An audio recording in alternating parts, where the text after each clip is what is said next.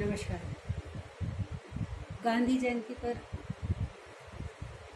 नमन के साथ अपनी बात शुरू करना चाहूँगी।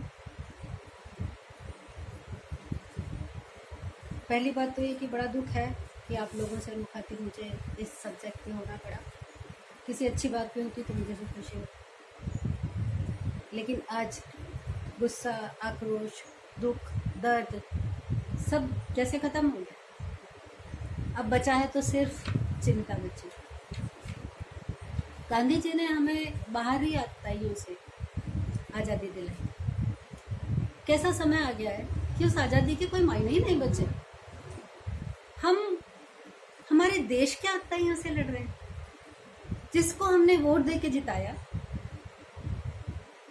जिस हमारे टैक्स से जिसकी सैलरी जा रही है, पुलिस, प्रशासनिक अधिकारी, हम उनके दमन के शिकार हो रहे हैं। 49% देश की आबादी महिलाएं, उनकी सुरक्षा की जिम्मेदारी लेने के लिए आज कोई परफेक्ट नहीं है। और ये बात जब एक गरीब, वंचित और दलित परिवार की बेटी की होती है, तो आपको पता है ये मामला डबल ट्रिपल डिसएडवांटेज का होता है। और जब ऐसे केस पे दलित बच्ची जो डबल ट्रिपल डिसएडवांटेज के साथ जी है, ऐसे केस में जब सामूहिक रेप होता है, वो सेक्सुअल प्लेजर के लिए नहीं होता, वो पावर डायनामिक होता है। वो ये होता है कि तुम्हारी औकात कैसे हुई, तुम्हारी हिम्मत कैसे हुई, तुझे तो हम दिखाते हैं। ये होता है मेंटल डायनामिक पोजीशन को सेटिस्फैक्शन करने का तरीका। मैं इन गधों से, इन बिगड़े बेटों से पूछना चाहती हूँ, जब तुम्हारी माँ तुम्हें थप्पड़ मारती है, तब तुम्हारी ये दबंगई कहाँ चली जाती है? जब ये नेता जातिगत वोट से जीतते हैं, तो ये अपनी जवाबदेही तय क्यों नहीं करते? डीएम हाथरस के DM Praveen Kumar ji, SDM JP Singh ji, पूरा पुलिस महकमा, योगी सरकार। मैं एक छोटा सा सवाल पूछूं, बहुत गाड़ियां पलट रही है ना, इन चारों की गाड़ी क्यों नहीं पलटी?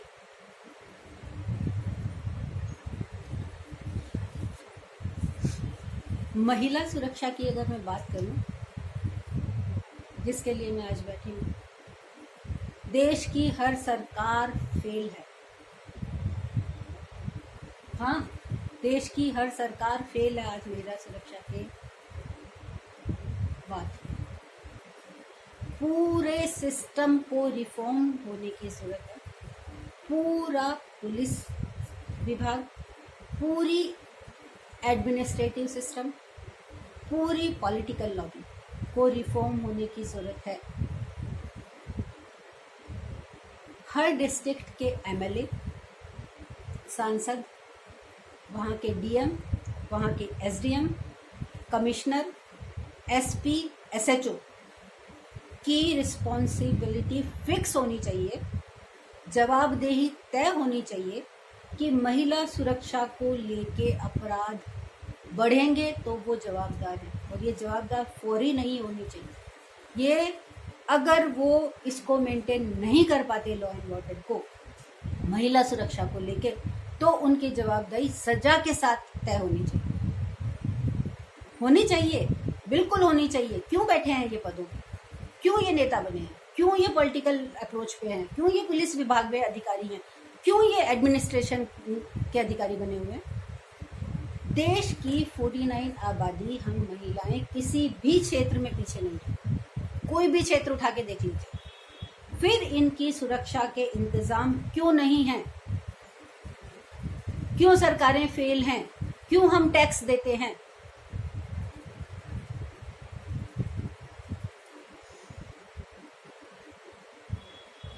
कुछ बदलाव बहुत ज़रूरी हैं। उनमें जो मैंने समझा है अब तक इन केसेस में जाके, पहला है कि ये सारे केस जो भी हुए ये फास्ट ट्रैक कोर्ट में ही कन्विक्ट होने चाहिए। इनकी कन्विक्शन सिर्फ फास्ट ट्रैक कोर्ट में ही हो and magistrate should be bound time frame में ही डिसीजन देने के लिए, क्या फास्ट ट्रैक कोर्ट और टाइम फ्रेम में डिसीजन आ जाए, ताकि निर्भया वाला मामला ना हो कि पूरी जिंदगी 8 साल मायने रखते हैं। अगर ये पहले हुआ होता, निर्भया वाला डिसीजन पहले आया होता, तो इतने सारे केस आगे नहीं हुए होते। बहुत सारे चेंजेस आए हैं, जैसे वर्मा कमेटी की रिकमेंडेशन आई, आईपीसी में बदलाव हुए, जुवेनाइल जस्टिस एक्ट पास हुआ, पोस्को एक्ट आया। लेकिन अगर ग्राउंड लेवल पे देखें तो इन्फोर्समेंट लेवल पे ये ज़ीरो है। ये नेता लोग इस जीरो टॉलरेंस को क्यों बर्दाश्त करते हैं? इस ज़ीरो टॉलरेंस पे, महिलाओं की सुरक्षा पे ज़ीरो टॉलरेंस की बात क्यों नहीं करते?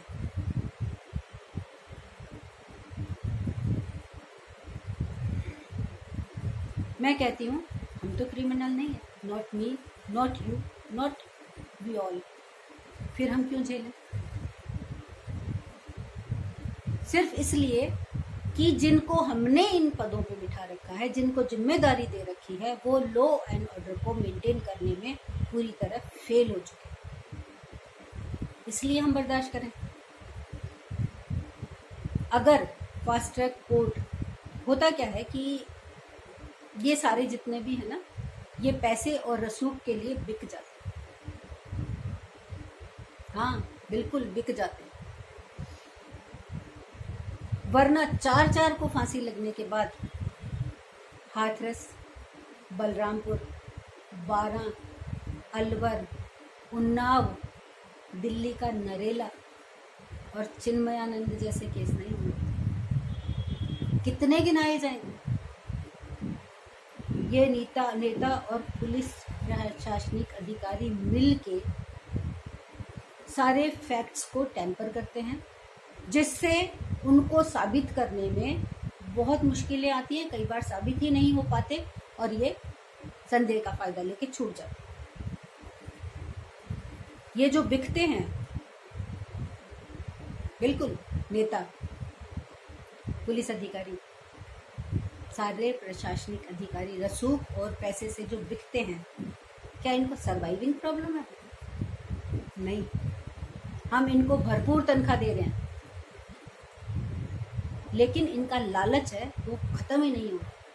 इस लालच की वजह से हमारी बच्चियां और 49% आबादी बर्दाश्त कर रही है और ये बर्दाश्त नहीं करना चाहिए। मैं इन तीनों लेवल को कहना चाह रही हूँ, नेता, पुलिस और प्रशासनिक अधिकारियों को, दुर्योधन का अंत याद करो, ये सब ज़्यादा नहीं चलेगा। एक वर्ड हुआ करता था ईमानदारी, बहुत रेयर वर्ड है ना। मैं क्या कहूँ, सच बताऊँ, ऐसा लगता है कि इन तीनों में तो ईमानदारी नाम का वर्ड बचा ही नहीं है। इन्होंने इरेज कर दिया है उसको, व्हाइटनर फेर दिया है। ये जितना रेयर है ना ये वर्ड, उतना ही इम्पोर्टेंट भी है, जो इन लोगों में तो पाया ही नहीं जाता है। मैंने ये भी देखा है कि कुछ लोग का माइंडसेट क्रिमिनल ही होता है। अब ये जो क्रिमिनल माइंडसेट है, इससे सुरक्षा कैसे की जाए? फिर दोबारा कहना चाहूँगी, ये जो हमारे वोट से जीते हुए, हमारे टैक्स से तनख्वाह लेने वाले, जब फेल हो चुके हैं, बिक चुके हैं, तो अब हमारी बच्चियों की सुरक्षा का क्या, इस 49% आबादी की सुरक्षा के लिए कौन जिम्मेदार है? जहाँ से शुरू हुई थी वहीं बोलूं। गुस्सा, आक्रोश सब खत्म हो चुका है, अब सिर्फ चिंता बची है। और चिंता का जो मेरे पास समाधान है वो ये है कि हम खुद अपने सैनिक बन जाएं। आपने सही सुना, हम खुद अपने सैनिक बन जाएं, बनना पड़ेगा और कोई रास्ता नहीं। हमको हर घर, हर गली, हर चौराहा, हर कॉलोनी, हर शहर में युवाओं की, महिलाओं की, बुजुर्गों की टीमें बनानी पड़ेंगी जो वॉच रखें हर चाय की थड़ी पे, हर संदिग्ध पे, हर पान की थड़ी पे, हर चौराहे पे, हर ताश खेलने वाली टीम पे, रात को देर से आने वाले बेटों पे, सारा दिन नेट पे मूवी देखने वालों पे नज़र रखें। माएँ होती है ना, बहुत अच्छी जासूस होती है। बेटा किधर जा रहा है माँ को सबसे पहले पता होता है। वो चाहे तो बेटे को रोक सकती है। जयपुर का एक बहुत अच्छा उदाहरण बताती हूँ। एक फादर अपने बेटे को थाने लेके गया और कहता है कि इसको बंद कर दो, ये बच्चियों को छेड़ता है, कल कुछ कांड कर देगा। ऐसे माँ बाप बनो, ऐसे माँ बाप की ज़रूरत है। मत छुपाओ उनको, उन क्रिमिनल्स को मत छुपाओ।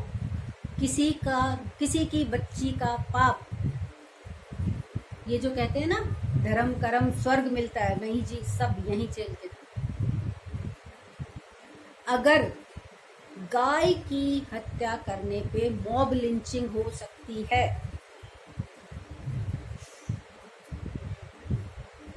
अगर गाय की हत्या पे मॉब लिंचिंग हो सकती है, तो एक बच्ची की इतनी क्रूअल हीनियस मर्डर पे मॉब लिंचिंग क्यों नहीं होगी?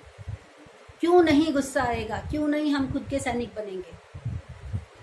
मैं हर महिला से, हर युवती से, हर बच्ची से कहना चाहूँगी, सेल्फ डिफेंस की ट्रेनिंग लो। भूल जाओ कोई सरकार, कोई पुलिस, कोई अधिकारी बचाने आएगा।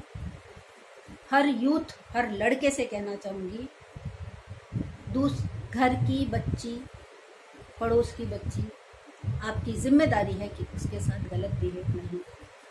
यूथ की कमेटियाँ, महिला कमेटियाँ, बुजुर्गों की कमेटियाँ बने जो वॉच रखें और पुलिस से कांटेक्ट में रहें, स्थानीय थानों से कांटेक्ट में रहें, उनको रेगुलर बताएं कि ये हो रहा है। उसके बाद कहीं तो चेंजेस आएंगे। वो जो बच्ची जो शिकार हुई है ना, वो किसी नेता की कुछ नहीं लगती, किसी पुलिस अधिकारी की कुछ नहीं लगती, किसी प्रशासनिक अधिकारी की कुछ नहीं लगती। वो सिर्फ और सिर्फ कॉमन मैन की बच्ची है। उस कॉमन मैन को जब आगे आएगा, जब वो कॉमन मैन खड़ा होगा अपने हक के लिए, तो मैं आपको दावे के साथ कह रही हूँ कि ये तीनों पॉलिटिकल नेता, पुलिस और प्रशासनिक अधिकारी अपने आप सुधरेंगे। लेकिन ताकत तो कॉमन मैन को ही आगे आके दिखानी पड़ेगी। अभी इस 49% आबादी की रक्षा में हमको, हमारे यूथ को, महिलाओं को और बुजुर्गों को आगे आना ही पड़ेगा। हर कॉलोनी में कोशिश कीजिए घरों में भी सीसीटीवी लगे हुए हों, ताकि गली का वॉच रहे। व्यापार मंडल से बात करके वहाँ लगाएं। फिर वहीं आ जाऊँ, गुस्सा, आक्रोश सब खत्म हो चुका है, सिर्फ चिंता बची है। और उस चिंता में हमको खुद का सैनिक करके ही हमारी बच्चियों को बचाना है, क्योंकि वो कॉमन मैन की बच्ची है। कॉमन मैन की ताकत अगर नेता बना सकती है, तो कॉमन मैन की ताकत हमारी बच्चियों को बचा भी सकती है। इस ताकत को बनाएं, ये कमेटियां बनाएं। धन्यवाद।